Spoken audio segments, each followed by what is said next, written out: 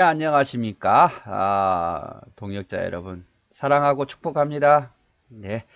자, 우리 잠언 13장 같이 보도록 하겠습니다. 지혜로운 아들은 아비의 훈계를 들으나 거만한 자는 꾸지람을 즐겨 듣지 아니한다. 뭐 수없이 이야기했죠. 지혜로운 아들은 아비의 훈계를 들으나 거만한 자는 꾸지람을 즐겨 듣지 않는다. 사람은 입의 열매로 인하여 복록을 누리거니와 마음이 쾌사한 자는 강포를 당하느니라. 입의 열매, 말하는 대로 되어진다 이 말이죠. 꼭 기억하십시오. 사람은 입의 열매로 인하여 복록을 누리거니와 마음이 쾌사한 자는 강포를 당하느니라. 3절 입을 지키는 자는 자기의 생명을 보전하나 입술은 그 크게 벌리는 자에게는 멸망이 오느니라. 입을 지키는 자. 생명을 보전하지만 입술을 크게 벌리고 떠벌리는 자는, 남의 허물을 떠벌리고 다는 자는 멸망이 온다. 4절에 게으른 자는 마음이 원하여도 얻지 못하나 부지런한 자의 마음은 풍족을 얻느니라. 게으른 자는 마음으로 원하여, 마음만 원하는 거죠. 마음이 됐으면 좋겠다, 줬으면 좋겠다. 이 게으른 겁니다, 여러분. 정말 마음이 원함이 있으면 하나님께 부르짖든지 내가 나서서 일하든지 해야죠. 마음으로 원하고만 있으면 게으른 자의 모습이에요.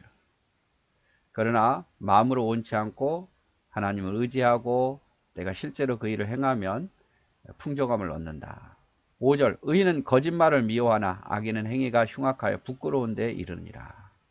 의인은 거짓말을 미워하고 그러나 악인은 거짓말을 너무 잘해서 행위가 흉악해서 행위도 흉악하고 거짓말도 잘해서 부끄러운 데 이르게 된다. 그래서 여기 입을 지키는 자, 사람은 입의 열매로 복록을 누린다. 입을 지키는 자가 생명을 보존한다. 이런 말씀을 좀 우리가 기억했으면 좋을 것 같습니다. 입을 지키는 자는 자기의 생명을 보존하지만 입술을 크게 벌리는 자는 멸망에 오느니라. 잠언 13장. 게으른 자는 마음으로 원하여도 얻지 못하나 부지런한 자의 마음은 풍성함. 게을러서는 안 되겠죠. 마음으로만 원하는 건 아니에요. 뭐라도 해야 돼요. 하나님께 부르짖든지. 6절 공의는 행실이 정직한 자를 보호하고 악은 죄를 패망하게 하느니라. 자, 공의로운 것은 행실이 정직한 자를 보호합니다. 행실이 정직한 자를 보호하고 하지만 악은 죄인을 패망하게 하느니라. 악하니까 죄인이 되겠죠. 악한 자는 패망하게 된다.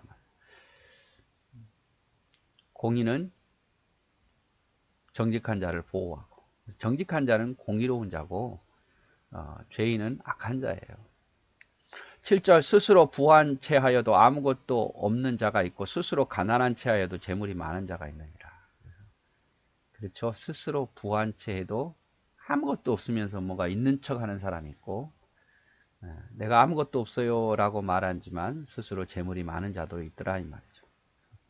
허세 부리는 사람이 있고 겸손한 사람이 있고 8절 사람의 재물이 자기 생명의 속전일 수는 있으나 가난한 자는 협박을 받을 일이 없느니라. 자, 사람이 재물이 많으면 자기 생명을 구원할 수 있지만 또 한편으로 생각해 보면 그 재물 때문에 협박받고 불안해하고 두려워하는 경우가 있더라 이 말이죠. 그러나 가난한 자는 협박받을 일은 없지 않느냐. 뭐 가난함이 좋고 재물이 많음이 나쁜 게 이게 아니라 재물이 많다고 해서 다 좋은 것만은 아니다. 그래서 우리는 그 재물을 흩어 뿌리고 또 그 재물을 나누어 쓰는 때에 많이 있을 때 그거를 기회가 될 때 우리가 쓸 줄 알아야 되지 그걸 모으기만 한다면 협박받을 일도 많고 근심될 일도 많겠죠. 9절 의인의 빛은 환하게 빛나고 악인의 등불은 꺼지느니라. 결국 의인은 환하게 빛나고 악인은 꺼진다 이 말이죠. 10절 교만에서는 다툼이 일어날 뿐이라 권면을 듣는 자는 지혜가 있느니라. 교만은 다툼만 일으켜요. 그래서 다툼이 왜 일어나냐? 서로 교만하니까 그래요. 서로 자기가 잘났다고 생각하니까. 그러나 다른 사람의 말을 듣는 자는 지혜가 있다. 교만에서는 다툼만 일어날 뿐이라 권면을 듣는 자가 지혜가 있다. 11절 망령되이 얻는 재물은 줄어가고 손으로 모은 것은 늘어가느니라. 망령되이 얻는 재물은 점점 줄어가지만 손으로 부지런히 일을 해서 모은 것은 늘어간다 이 말이죠. 그래야 돼요. 그래야 돼. 세상이 안 그래도 결국 이렇게 돼야 돼요. 망령되이 재물을 얻는 자가 점점 늘어나면 되겠습니까? 그렇게 해도 아니구나라는 걸 느껴야 부지런히 일해서 뭐 하려고 하겠죠.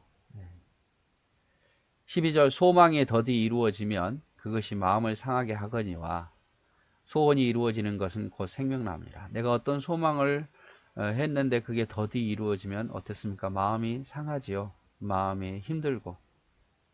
그래서 소원이 이루어지면 곧 살아나고 힘이 생기고, 그렇듯이 우리가 하나님 앞에 소망을 가지고 늘 기도하고 그 소망이 이루어지기를 위해서 또 하나님 앞에 또 소원해서 기도하고, 그래야 우리가 어떤 소망한 것이 좀씩 이루어질 때에 우리가 기쁨으로 더 추진력 있게 일을 할 수 있잖아요. 그래서 소망이 더디 이루어지면 그것이 마음을 상하게 하지만 소원이 이루어지는 것은 곧 생명나무와 같더라 이 말이죠. 13절 말씀을 멸시하는 자는 자기에게 패망을 이루고 계명을 두려워하는 자는 상을 받느니라. 또 나오죠. 하나님의 말씀을 멸시하지 마라. 그건 패망하게 하는 거다. 대신에 하나님 말씀 앞에 두려워 떨고 말씀대로 살아라. 그러면 상을 얻는다 이 말이죠. 14절 지혜 있는 자의 교훈은 생명의 셈이니 사망의 그물에서 벗어나게 하느니라. 지혜 있는 자의 교훈, 하나님 말씀은 생명의 셈이다. 그리고 사망의 그늘에서 벗어나게 한다. 수없이 강조했던 말씀이죠. 말씀을 멸시한 자는 패망을 이루고 계명을 두려워한 자는 상을 얻게 된다.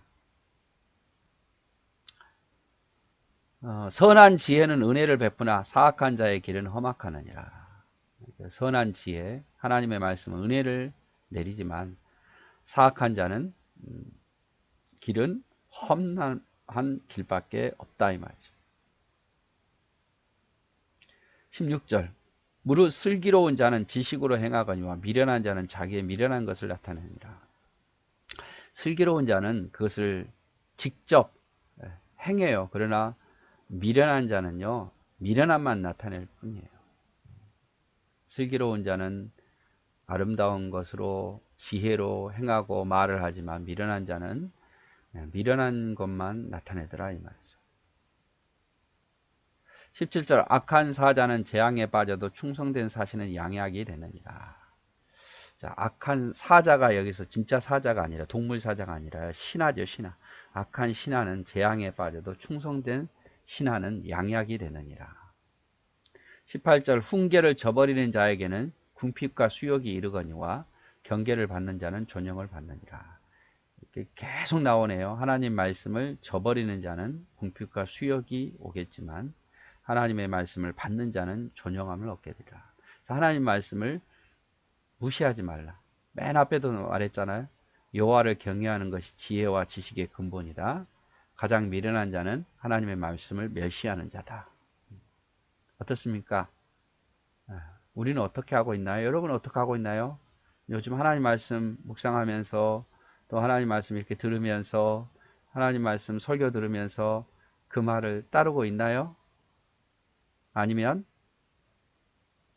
계속해서 그 말을 외면하고 있나요? 지혜로운 자는 어떻게 하겠죠? 어떤 게 복이죠? 다 답이 나오지 않습니까? 그래서 하나님 말씀, 사람의 말은 못 들어도 하나님 말씀 꼭 들으십시오. 19절 소원을 성취하면 마음에 달아도 미련한 자는 악에서 떠나기를 싫어하니라. 소원을 이루면 마음이 기쁘죠. 그러나 미련한 자는 어떻습니까? 그 악에서 떠나기를 싫어해요. 고집만 세죠. 교만하니까. 절대 자기 것을 버리려고 하지 않아요. 자기가 옳다고 생각하고 자기 행동이 지금 다 옳고 자기 판단이 옳다고 생각해요. 그게 미련한 자의 모습이에요.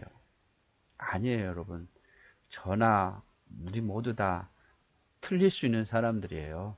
내 행동이 다 옳지도 않아요.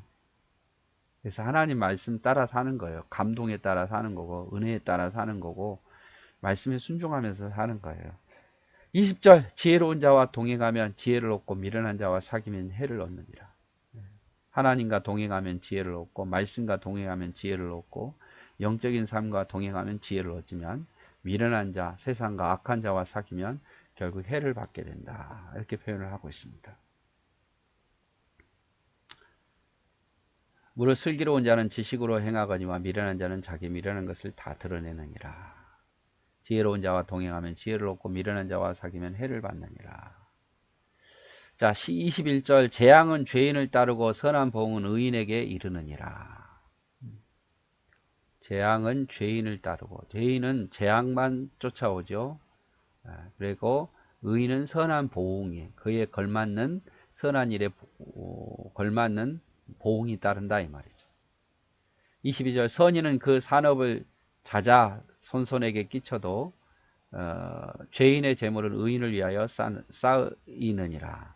자, 선한 자 의인은 자자손손 하나님께서 축복해 주고 대대로 그 복이 이어지지만 악인은 어떻습니까? 죄인은 그 재물이 결국 누구에게로 갑니까? 의인에게로 갑니다. 의인을 위해서 쌓더라 이 말이죠. 자기 것이 안 되고.